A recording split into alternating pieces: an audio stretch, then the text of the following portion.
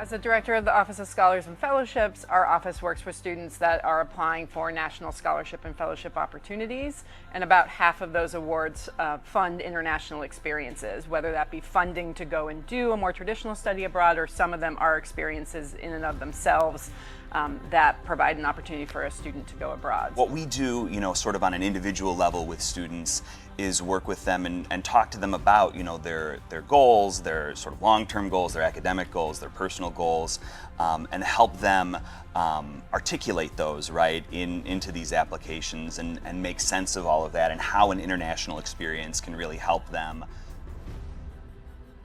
We know that these competitions are very competitive and a lot of students will not end up with the award, and so really our approach with all the work that we do with students is to value that we believe there's value in the process of applying. That while a student might not connect with a Fulbright grant at the end of the day, we hope that in working with us that they learn how to be a better personal writer and tell their story.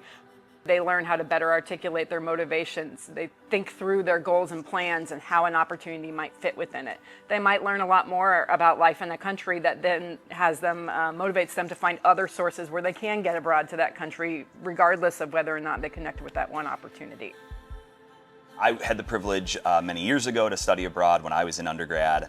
I went to Wagga Wagga, Australia, and that really, I think, changed the way that I saw my studies, my scholarships. It helped me really think about what it means to be an American, which was a large portion of my scholarship. And I think now, helping students really think about, like, what does this mean that you might go somewhere vastly different, have very different experiences, and then bring that back. My favorite opportunity that really emphasized global learning happened a few years back. I was invited by the Institute of International Education, who runs the Fulbright, to come down to the U.S. Embassy in Mexico City and to present to Mexican university administrators who were looking to help Mexican students apply for Fulbrights to the United States. So I was invited with a handful of other fellowship advisors from the U.S. to go down and explain how we help U.S. students apply for Fulbrights to Mexico, to help them see if there might be ways to replicate some of those processes so that they could help their students end up with a Fulbright to the U.S.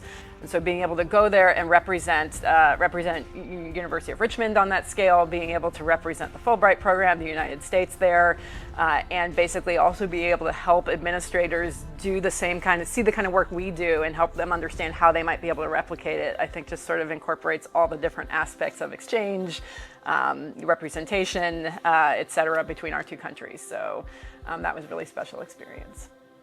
The Office of Scholars and Fellowships is animated by the hard work of the team that keeps it going every day.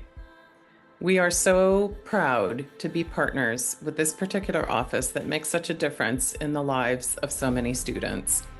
Not only has the University of Richmond maintained its place as a top producer for Fulbright Fellowships, which are a wonderful finishing opportunity for students who engaged globally while they were undergraduates and then can live for a fully funded year in a society abroad. But the recognition of our colleagues in this office that there are many scholarships which offer global engagement, and there's almost always one to suit every student who's deeply committed to making a difference in the world. We know the tireless work that's required to help students tell their stories most effectively.